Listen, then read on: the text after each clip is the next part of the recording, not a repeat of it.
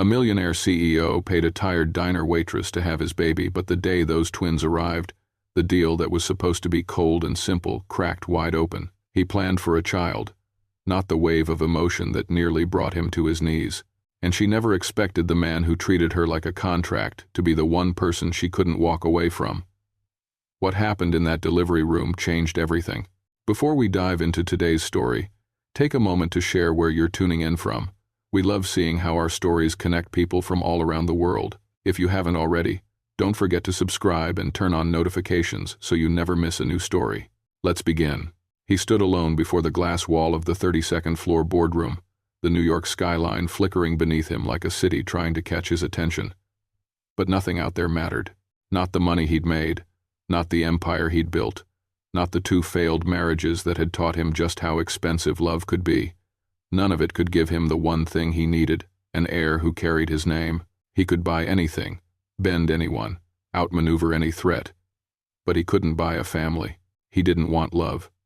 Love was chaotic, messy, impossible to control. He wanted a child without the complications, without the emotional wreckage, without another woman walking into his life, only to walk out with half of it. He spent years convincing himself he didn't need anyone, yet the thought of leaving nothing behind but buildings and business deals gnawed at him until he couldn't ignore it anymore. Tonight, under the glow of Manhattan's nightlights, he made a decision that would change everything. He would find a woman to carry his child with no strings attached. The idea wasn't romantic. It wasn't tender. It was strategy. Women from his world came with cameras, accusations, and motives he didn't have the energy for. He needed someone steady, someone private, someone who wouldn't turn this into a battlefield of emotions and lawsuits. He needed control over the terms, over the outcome, over the future. The decision left a heaviness in his chest, but he shoved it aside, grabbed his coat, and left the office. The night air was cold, grounding. He drove aimlessly, windows cracked just enough to let the city's noise slip in. Somewhere between exhaustion and instinct, he found himself pulling into the parking lot of Hawthorne Diner, a small 24-hour place he'd passed 100 times but never entered. Maybe he just wanted a quiet corner to breathe. Maybe fate had plans he didn't. Inside, the lights were harsh, the tables scratched, and the smell of coffee had soaked into the walls. And then he saw her. The waitress approached with a polite smile that didn't quite mask the fatigue beneath her eyes. She apologized for being slow. She was covering 2 shifts because her mother's medical bills wouldn't wait.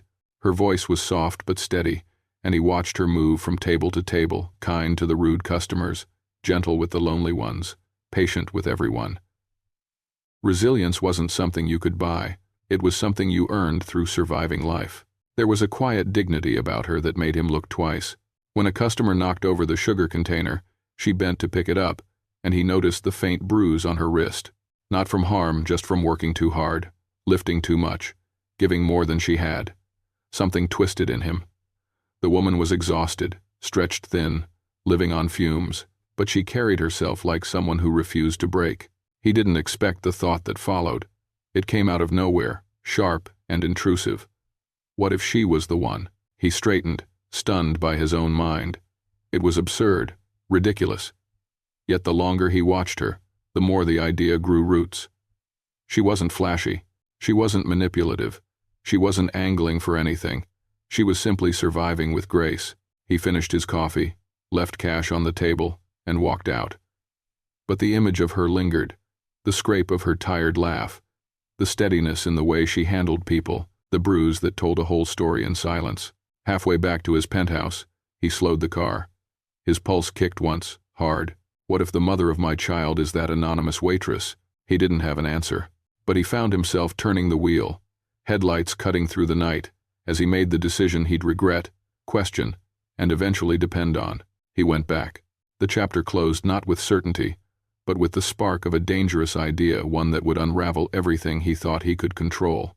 He returned to Hawthorne Diner the next day, not because he was hungry, not because he needed coffee, but because he couldn't shake the thought of her. The waitress looked up, startled to see the same man in the tailored suit standing in front of her again. This time, he wasn't tired or distracted. He was studying her, assessing her, as if she were a puzzle he intended to solve. The contrast between them was jarring. He looked like he belonged on magazine covers. She smelled faintly of grease and cheap detergent. And yet, she didn't shrink beneath his gaze. She simply flipped open her order pad and asked what he wanted, unaware that he wasn't there for eggs or coffee. He watched her closely. The way she handled the grumpy regular without losing patience. The way she carried 3 plates with steady hands despite her obvious exhaustion. The way she forced a smile whenever someone snapped at her. She wasn't weak, she was worn down by life and still showing up anyway. That steadiness, he couldn't ignore it. When her break came, he gestured toward the corner booth. She hesitated, but curiosity and courtesy pulled her over. She sat across from him, wiping her palms on her apron, uneasy under the weight of his stare. He didn't soften his tone. "I need to discuss something with you, something private." Her eyebrows knit together. "About what?" What he said next froze the air between them. "I'm offering you a significant amount of money to carry my child. Braising Abston." End quote. She blinked, stunned, then forced a laugh because surely she'd misheard. But he didn't laugh with her. His face remained still, his eyes unwavering. This wasn't a joke, and the realization hit her like a blow. He explained the terms as if he were outlining a business deal. Full medical care, a private residence, financial security, legal protection. She sat there, pulse hammering, unable to tell whether she should be angry, insulted, terrified, or all three. He couldn't know that her world was collapsing around her, that her mother's medical bills were suffocating her, that every shift she worked felt like she was bailing water out of a sinking ship. She didn't want to consider his offer, but desperation had a way of making impossible things feel less impossible. "You have 48 hours, he said quietly. "After that, I move on." It wasn't a threat. It was simply the way he lived, decisive, calculating, detached. But the countdown sent panic skittering up her spine. He rose, placed a business card on the table, and walked out without looking back. She stayed frozen long after he left, staring at the card, her breath trembling.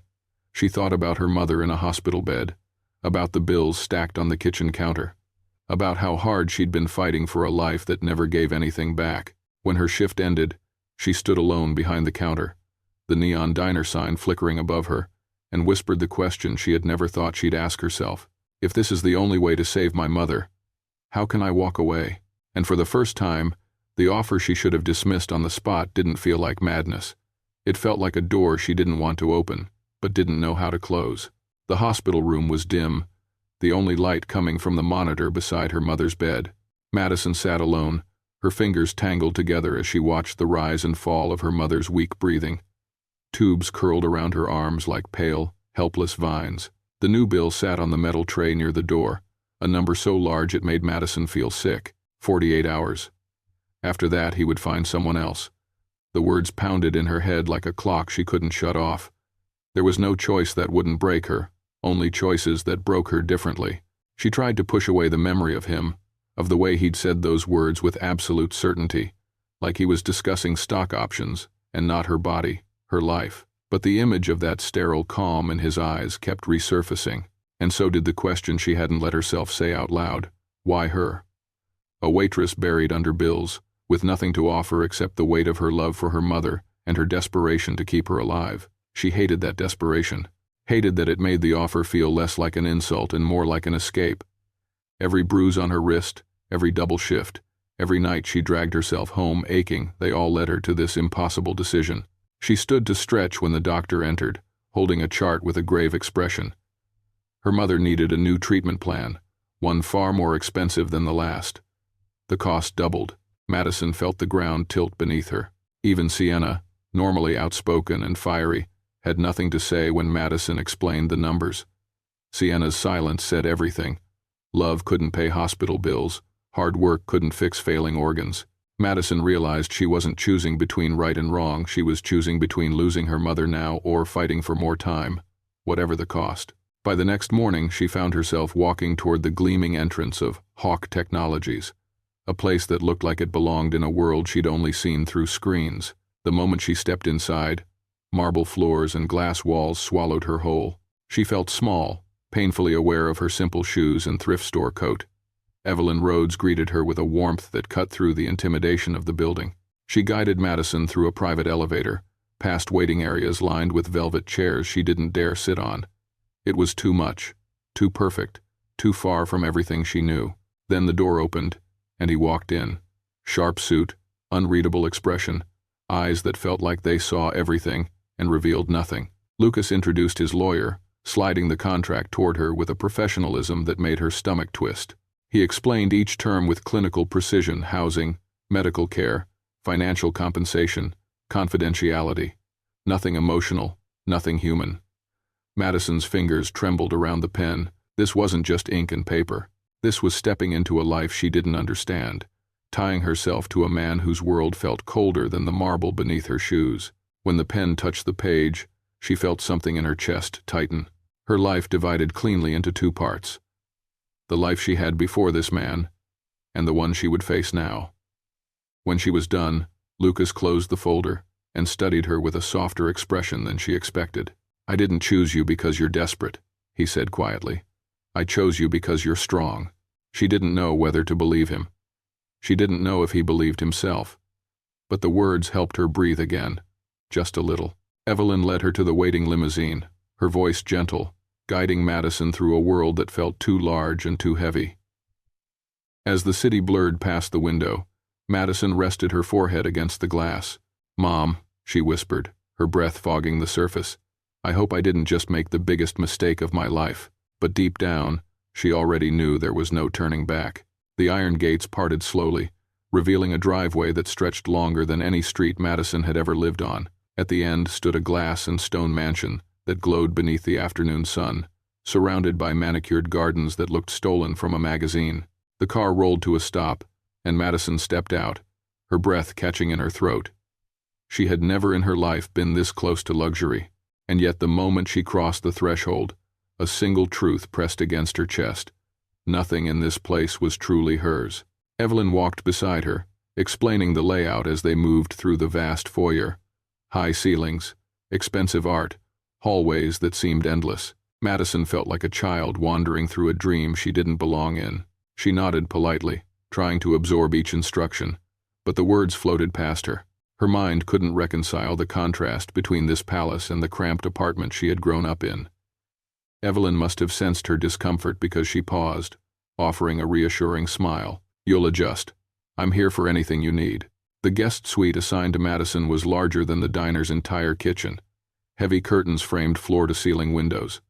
The bed looked like something out of a hotel she couldn't afford to walk past. She set her bag down on the pristine comforter and felt a pang of something sharp gratitude tangled with shame. This room wasn't a gift. It was part of a transaction, a beautiful cage.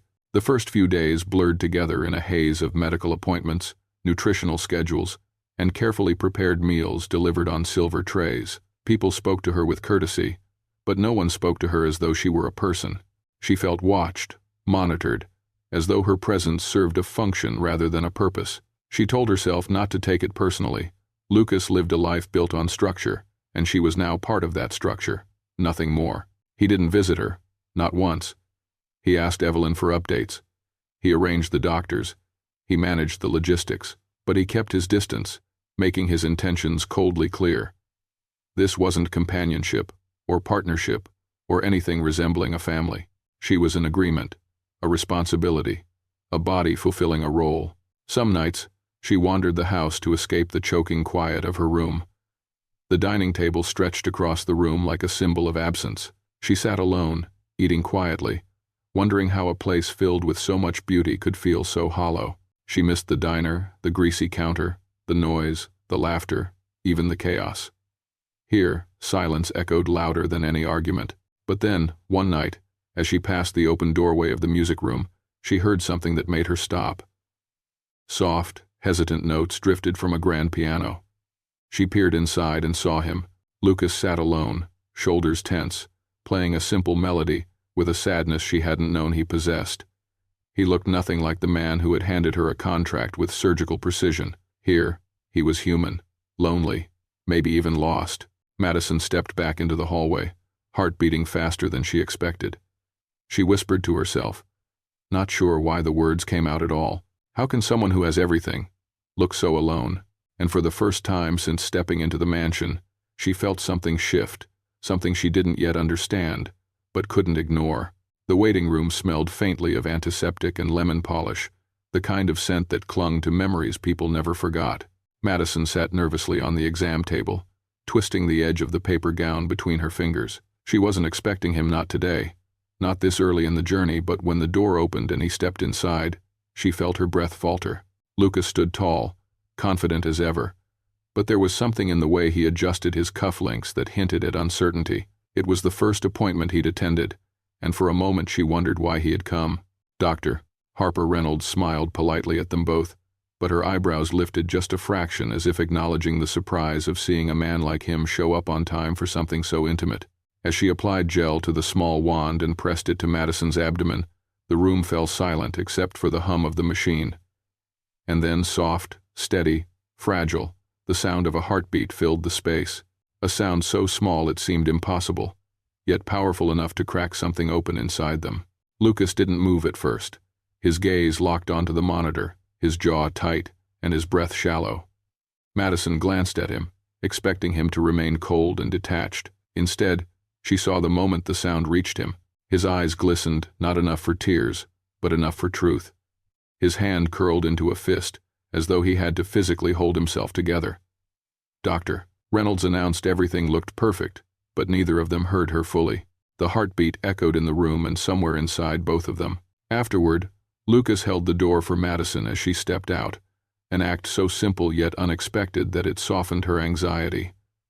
Over the next few days, the shift continued, subtle but unmistakable. He began asking about her meals, checking whether she slept well, leaving quiet notes by the dining table that made her pause every time she saw them.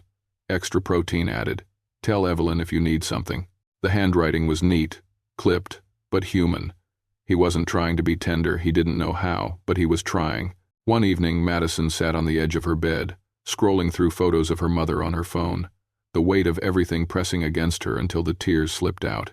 She left her room for air, drifting into the dim glow of the library where she could breathe without feeling watched. She didn't expect him to be there. Lucas stood by the window, the city lights casting long shadows on his features. He turned when he heard her sniffle, and for once didn't retreat behind walls of formality. "You don't have to hide that," he said quietly, stepping closer but not too close. "At least not from me." The words broke her open. She told him about her mother's illness, about the fear she carried each night, about feeling trapped between choices that never should have existed. He didn't interrupt or offer solutions, he just listened, his expression shifting from distance to something much softer. When she asked why he wanted a child so badly, he hesitated before mentioning his father, how the man had walked out and left a shadow that never left. It was strange, sitting there with him under warm lamplight, sharing hurt with someone she barely knew yet felt connected to in ways she didn't understand. They weren't touching, but a presence formed between them, quiet, steady, fragile. When she finally stood to leave, Lucas spoke with a sincerity she didn't expect. "I'll try," he said, "to make this right." She didn't know if he meant the pregnancy, their arrangement, or her fear. But the promise lingered long after she returned to her room, settling into a place she had thought was closed off forever. The morning sun streamed into the examination room as Dr. Reynolds studied the screen with an expression Madison couldn't read. Madison's heart raced immediately. Doctors didn't pause unless they were about to deliver bad news or something else entirely. Lucas stood beside her this time, his hand buried in his pocket, the other resting lightly on the back of the chair, as though bracing for impact. "I think you both should take a seat," Dr. Reynolds said with a soft laugh, her tone bright but edged with anticipation. Madison froze. "Is something wrong?" "No," the doctor said, turning the monitor toward them. "But this may be more than you were expecting." She pointed to two small, flickering shapes. "Not one, two," Madison gasped. The world tilted as she tried to absorb the truth she was carrying twins, a boy and a girl. Hope and terror collided inside her. She pressed a hand to her forehead, overwhelmed by joy, fear, responsibility, and disbelief all at once. Beside her, Lucas didn't speak. He didn't blink. His fingers curled around the side of the bed, knuckles white as snow. He looked as though his entire system had shut down and rebooted in the span of 10 seconds. The doctor continued explaining development and next steps, but Lucas stood there, absorbing none of it. He wasn't a man used to losing control, Yet the news cracked open something deep inside him. Madison sensed it even more intensely when they stepped into the hallway, and he exhaled shakily, almost as if he had been holding his breath for years. The ride back to the mansion was thick with silence, not the cold kind, but the kind filled with thoughts too heavy for words. Madison stared at her hands, wondering how she would survive carrying 2 lives, how she would ever let them go, how she would protect her heart from what was coming. The contract had felt distant before. Now it felt like a trap closing in. Finally she spoke. "You didn't plan for this." "No," he said, voice low. "I didn't plan for any of it." He paused before adding, "I didn't know something could scare me and matter to me this much at the same time." She turned her face toward the window to hide the emotion rising in her chest. She had seen many versions of Lucas, the CEO, the negotiator, the detached man. But this version, vulnerable and honest, was the first one that made her feel like something between them might be real. That night the mansion buzzed with energy. Lucas ordered contractors, decorators, and consultants, moving through the halls with urgency. Madison watched as he examined fabrics, lighting, crib measurements. He didn't delegate. He didn't send Evelyn. He made every decision himself, as though focusing on the nursery allowed him to process the shift happening inside him. From the doorway, Madison observed him choosing soft, neutral tones instead of the sharp minimalism that defined the rest of his home. He adjusted the placement of the second crib with his own hands, stepping back, evaluating, adjusting again. He looked almost gentle. She had never seen it before. When he glanced up and saw her, he didn't hide the uncertainty in his eyes. "I want them to have the things I never had." The simplicity of the confession struck her deeply. Later, in the quiet of her room, Madison placed her hand on her stomach and felt the faint flutter of life moving inside her. She wondered if she was strong enough for what lay ahead. She wondered if Lucas was. As she drifted to sleep, she heard footsteps outside her door pausing, then fading away. He had come to her door, wanting to knock, then choosing not to, and for the first time, she realized they were both standing at the edge of something far larger than the contract binding them, something neither of them knew how to name. Morning light spilled across the room when Madison opened her eyes, and for the first time since she arrived at the mansion, something soft and unexpected greeted her. A small bouquet of daisies sat on the table beside her bed. No note, no explanation, just a quiet gesture left by a man who didn't know how to speak tenderness, so he used actions instead. She felt a warmth she didn't want to name spreading through her chest. For months she had felt like a clause in a contract, but for one fleeting moment she felt human again. The shift continued throughout the day. Lucas appeared at breakfast, not rushing through emails or taking calls, but simply sitting across from her. He barely touched his food, instead asking how she'd slept, whether the nausea was easing, whether she wanted fresh air. His voice was calm, but the intention behind it felt new. Madison found herself watching him with a mix of suspicion and something dangerously close to affection. Evelyn noticed before anyone else, her amused smile cutting through the mansion's usual formality like sunlight. By afternoon, Madison attempted to help tidy the dining area, an old habit she couldn't shake, but Lucas stepped in sharply. "You don't work here," he said, taking the plates from her hands. "You're not lifting anything."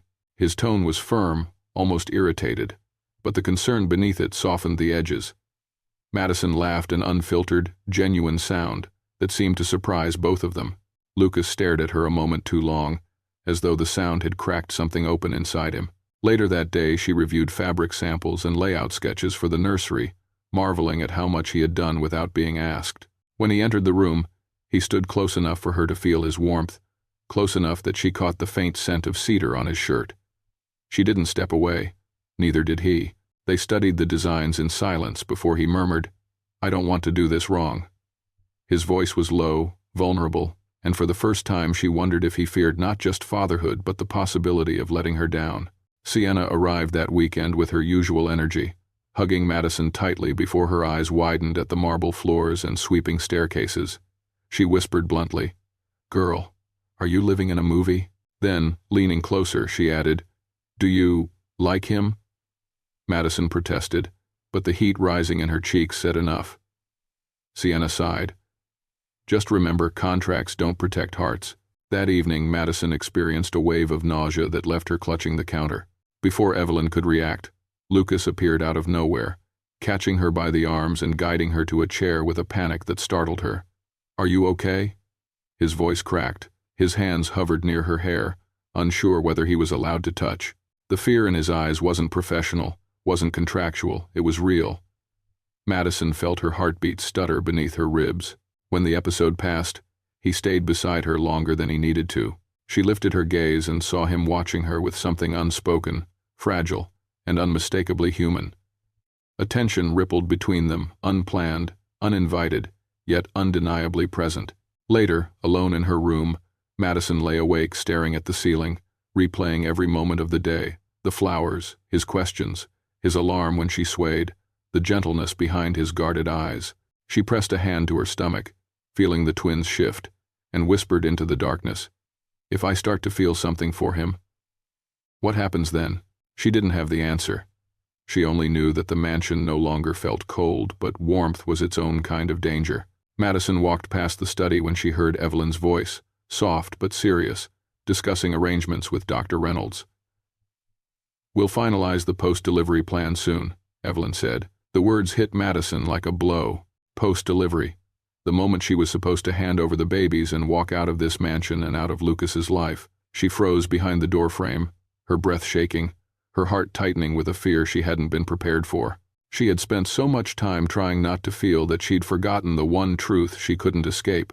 She wasn't meant to stay. The realization triggered a quiet panic.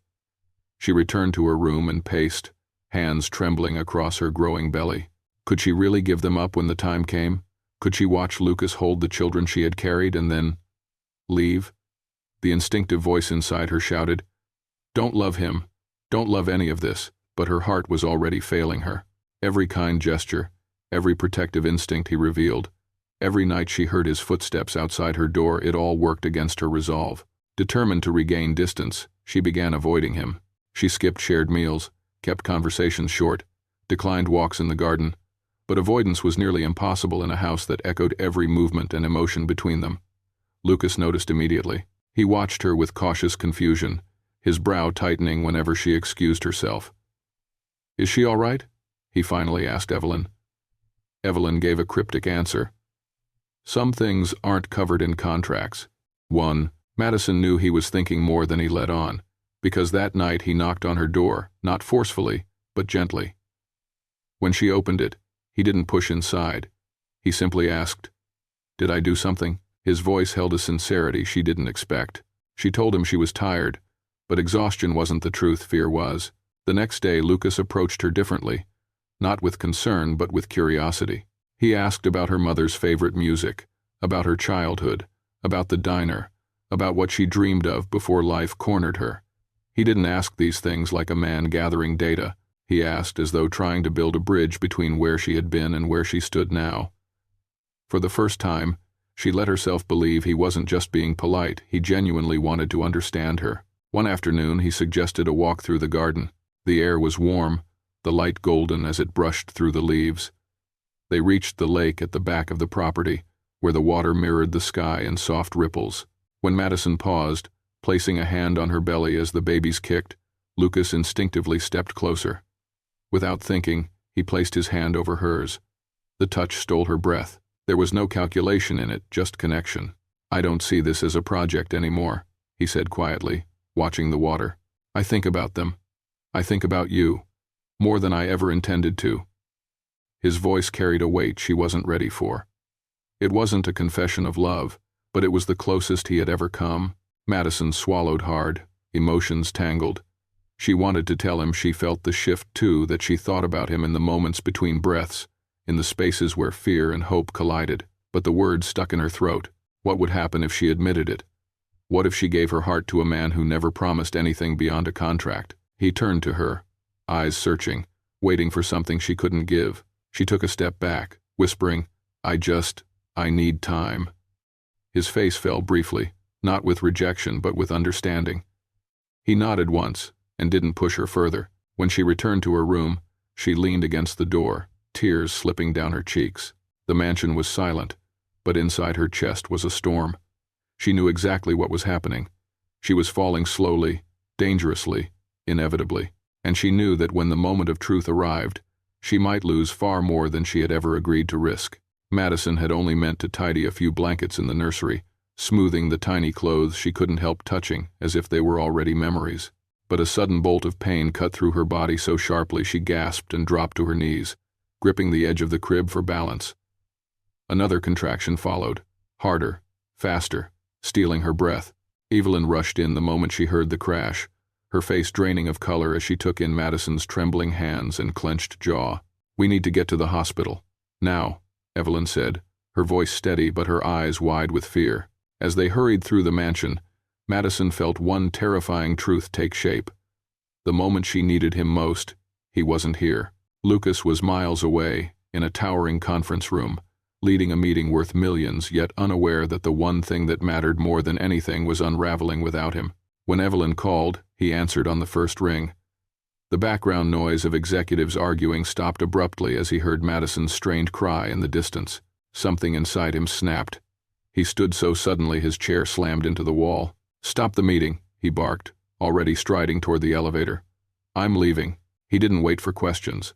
He didn't take his laptop. He didn't care about the deal that had taken months to negotiate. The only thing he could hear was Madison's pain echoing through the phone and the pounding of his own heartbeat beneath it.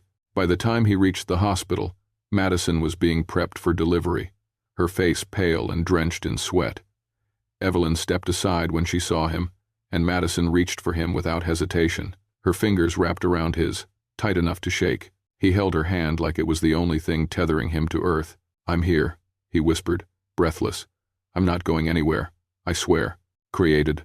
The room spun with nurses and instructions, but for Lucas, everything collapsed into that single moment, her hand in his, her fear, her strength. He had never felt more helpless, more terrified, or more certain that nothing mattered except keeping her safe. The world stilled when the first cry pierced the air. Their son arrived with a fierce, desperate wail, and Lucas's breath hitched as if someone had punched him. He stared as the nurse lifted the baby, tiny and perfect and impossibly real. He felt the ground shift beneath him, the years of walls he'd built crumbling in a heartbeat. Then their daughter arrived, smaller and softer, her cry more fragile. When the doctor placed her in his arms, Lucas's hands shook violently. He tried to steady them, but the emotion flooding him was too much. His eyes burned, his throat constricted, and for the first time in his life, he didn't fight it. "I didn't know I could feel this," he choked out, looking at Madison with disbelief. "I didn't know this kind of love existed."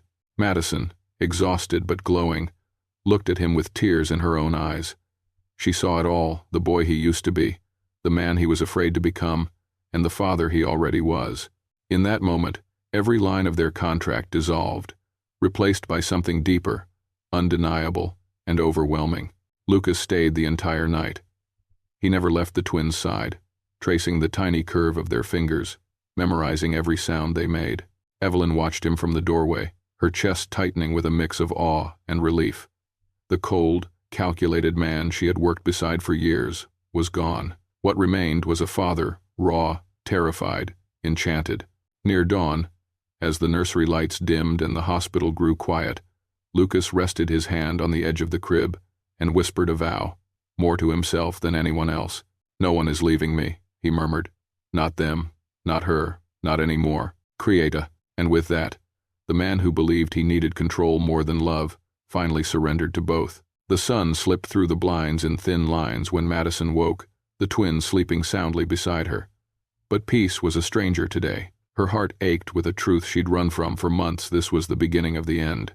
She'd return to the mansion, recover, and then disappear, leaving behind the two little souls who knew her heartbeat from the inside, and the man who now knew her heart better than she wanted him to. She held Aiden and Arya close, breathing in their softness, memorizing the warmth of their bodies. Every detail felt like something she was already losing. As she folded the hospital blankets into her bag, her hands trembled. She imagined herself slipping out of the mansion in the middle of the night, holding her children as tightly as they'd someday hold dreams of their own. She imagined the headlines, the courts, the consequences, but more than anything, she imagined the devastation in Lucas's eyes. Her voice cracked as she whispered, "I don't know how to stay, and I don't know how to leave." She had nearly reached the door when it swung open. Lucas stood there, breathless, as if he had run down the hallway. His eyes landed on the packed bag, then on her tear-stained face. "You were going to go without saying anything?" he asked, voice low and wounded. Madison wrapped her arms around herself. "I can't watch you take them and then watch myself walk away. I can't stay in your home and pretend I don't feel what I feel. I can't keep loving you when I'm not supposed to." The confession slipped out before she could stop it. Silence filled the room like a held breath. "You love me?" Lucas stepped forward, slowly, as though afraid she'd disappear. Madison wiped her cheeks. "I tried not to. I tried to remember this was just an agreement, but every time you looked at me, every time you worried about me, every time you held our babies, I fell a little more. And I hate myself for it because I know contracts don't come with love." Lucas's expression cracked open, raw and unguarded. "I never wanted to control you," he whispered. "I wanted to protect myself. But then you came into my life and destroyed every rule I lived by. I don't want a contract with you. I don't want distance. I don't want fear." He reached into his jacket and pulled out the folded contract, the same agreement that had defined their entire relationship. Slowly, without breaking her gaze, he tore it in half. Then into quarters, then into shreds that fell to the floor like dead leaves. "There's no contract anymore," he said. "There's only us, you, me, and our children. The only future I want is the one where you stay." Madison covered her mouth with her hand, tears spilling freely. Something heavy inside her lifted, replaced by a warmth that made her knees weak. When Lucas pulled her into his arms, she didn't resist. She let him hold her as though he'd been waiting years for this moment. "If you stay," he whispered into her hair, "stay because you want to. Not because of the contract, not because of fear, but because you know I love you. Because I do. More than I ever thought I could love anything." Madison's voice broke as she answered, "I want to stay. I want this. All of it." Evelyn entered quietly with the twins and stopped short, smiling through tears as she saw them standing together. Lucas took Aiden into his arms while Madison held Arya, the four of them forming a picture that felt like destiny, finally rearranging itself the way it was always meant to. No vows were spoken, no papers were signed, yet something permanent settled into the room. A beginning, a promise, a family born not from a contract, but from the love two people had spent months trying and failing to deny. They didn't know what the future would hold. They only knew they would face it together. And for the first time in their lives, that was enough. Sometimes life doesn't unfold the way we plan it. It bends, it detours, it throws us into moments that feel too heavy to carry. But every now and then, those same moments lead us to something better than what we thought we wanted, something that reminds us we're stronger, softer, and more open than we ever believed. And maybe that's the quiet miracle hidden inside hardship. Not just surviving it, but finding a reason to grow through it. If this story touched you in any way, let me know where you're listening from right now, your city, your room, your late-night walk. I love seeing how these stories meet people exactly where they are. And if you want more moments like this, feel free to subscribe so you don't miss the next one.